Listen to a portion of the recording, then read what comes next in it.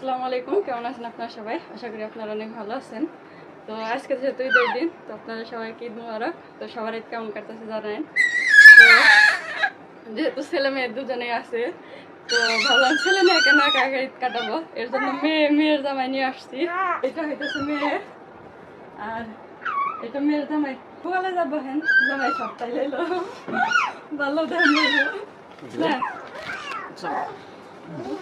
এটা হলো যে ওর এই ভাই লাগে, তাহলে আমাকে কি লাগে?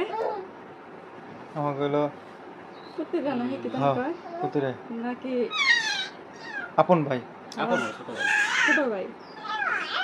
আচ্ছা এইটা ফুলাই, হ্যাঁ মেয়ে কি ফুলা। তো ভাই বোনের খুব মিল আছে, তাই না? এই দুটোই কয় এটা হলো মেয়ের ফুলা। কেউ কি কইব যে এলো এটা ভাই বোন না, সবাই কিন্তু কইব যে এলো ভাই বোনের মিল আছে। হ্যাঁ,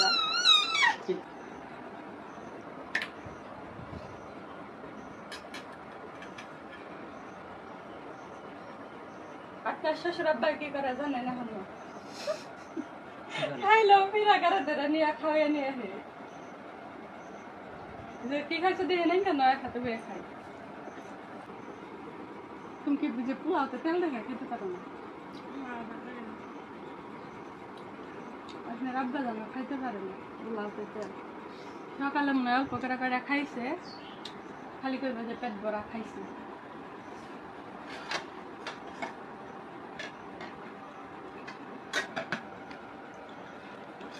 শাশুড়ি মেয়ের জামাই খাতে খাই পারবে ঠিক আগে চাষা আসাল মেয়ের জামাই আছে।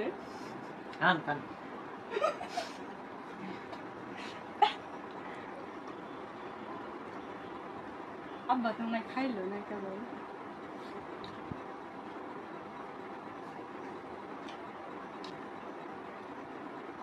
তো ঈদের দিনে মেয়ের জামাই নিয়ে খাইতেছি। তো ওদের ছাড়া এলো, মনে হইতেছিল খালি খালি বাড়িতে। এর জন্য সকালবেলা না একটু আগে যাই নিয়ে আসছি যে ও বাড়ি কি খাইতেছে না খাইতেছে ওটা দেখবো না, মনে শান্তিও লাগবো না। এর জন্য কইছে বাড়ি নিয়ে মেয়ের জামাই একসাথে নিয়ে বসে খামো, এটা শান্তি আলাদা। তো যারা যারা এখনো শ্বশুর বাড়ি আছেন তাদের সবাইকে বলবো যে বিকেলবেলা বাপের বাড়ি চলে যান। আর যাদের বাড়ি কুরবানি দিচ্ছে তারা তো আজকে যেতে পারবেন না, অবশ্যই কালকে যাবেন। বাড়িতে তো খানি, বাড়িতে তো খাইছেন, এখানে এনে ভালো থাকেন। মেয়া না খাবে এই হুগিয়ে হালাইছে মেলা। এখান থেকে কোন টেকনিক বুঝে দিলাম বুঝছেন? যখন পেরে রাত 12টায় একটা যখনই বাড়তে যাইবে, যাই আগে গাড়ি ধরে উঠিয়ে খাওয়িয়ে তারপরে ফিরা হইবে। খাইলেও খাওয়াবেন, না খাইলেও খাওয়াইয়া তাহলে হইবে।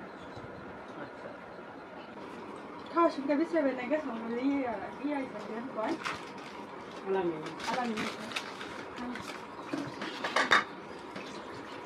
জায়গা তাহলে যাই বেড়াচ্ছি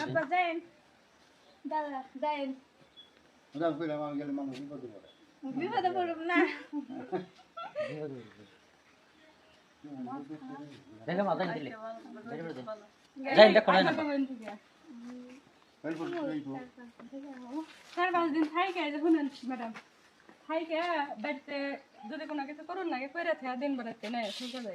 বাড়ির বুগালেই বাড়ি ডাক দিলে শুনুন যায়। যাই মেলা করলাম আবার যাই মনে হাতেই যাইব।